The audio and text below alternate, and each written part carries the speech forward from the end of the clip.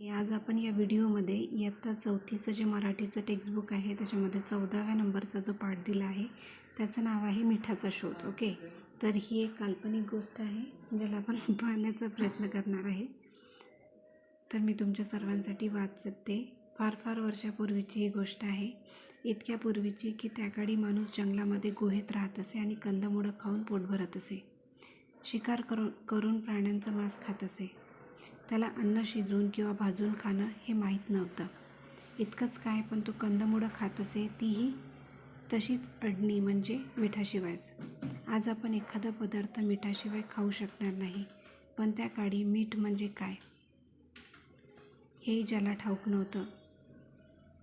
त्याला ठाऊक नव्हतं. एके दिवशी असंच जंगलामध्ये भटकताना एका आदिमानवानं काही हरणांना ठराविक जागी एका झाडांच्या बुंद्यापाशी असणाऱ्या दगडांना चाटताना बघितलं. बरेच दिवस त्यानं या गोष्टीचं निरीक्षण केलं. त्याला खूप आश्चर्य वाटलं. मग त्याच्या मनात कुतूहल जागृत झालं. काय असेल बरं हे? ही हरणं रोज का बरं या जागी हे दगड चाटतात? आपणही बघूयात का चाटून? त्याच्या मनात शंका आली आणि लगेच शंकेचं समाधान करण्यासाठी त्यानं तेच दगड चाटून पाहिले. तर काय, एक वेगळी पण मजेदार चव त्याच्या जिभेवर रेंगाळायला लागली. त्याला ती चव आवडली. तो रोज त्या जागी येऊन तो दगड चाटू लागला. दगड म्हणजे काय होतं हे माहीत आहे का तुम्हाला? तो होता खनिज मिठाचा दगड. खनिज मीठ म्हणजे ज्याला आपण सैंधव मीठ म्हणतो. त्यानंतर त्याला एक युक्ती सुचली. त्या दगडाचं त्याने तुकडे केले. ते तुकडे आपल्या गुहेत नेऊन ठेवले आणि कंदमुळं खाताना रोज थोडा दगड चाटू लागला.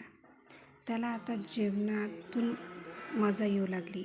हाच दगड फळं खातानाही तो चाटू लागला. असे खूप दिवस गेले आणि एके दिवशी ते तुकडे संपले. मग त्यानं आधीच्या जागेवरून आणखी दगड आणले, पण त्या दगडांना पूर्वीची चव नव्हती. मग त्या आदिमानवाला पुन्हा बेचव अडणी जेवण खाणं भाग पडू लागलं. आता त्याला शांतपणे बसून राहावेना.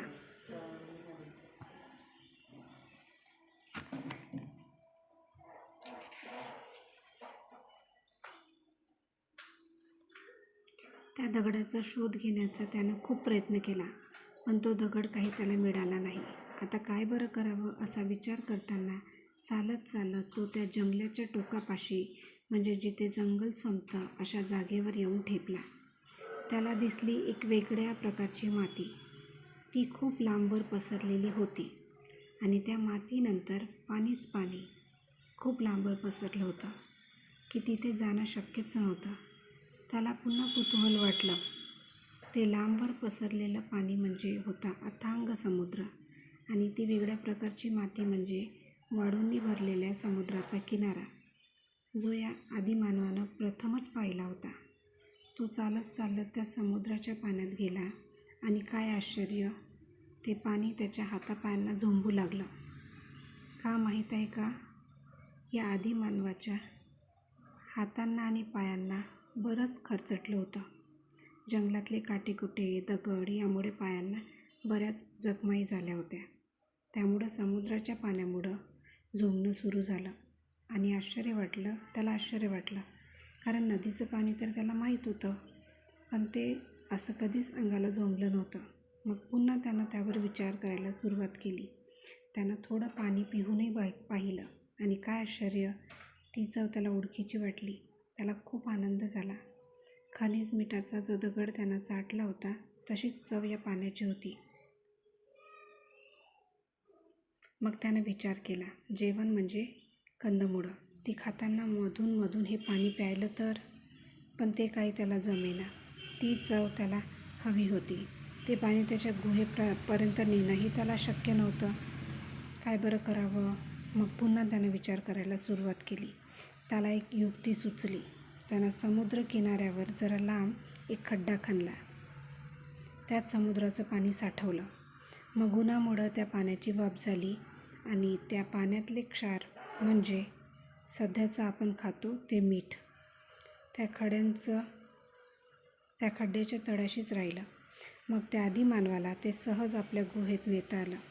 यानंतर आदिमानवाच्या जेवणात मस्त चव आली. तर अशा प्रकारची ही सुंदरशी स्टोरी होती.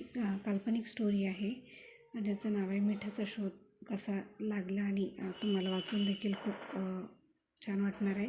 सो हा व्हिडिओ बघा, आवडल्यास त्याला लाईक करा, शेअर करा आणि सबस्क्राईब करा.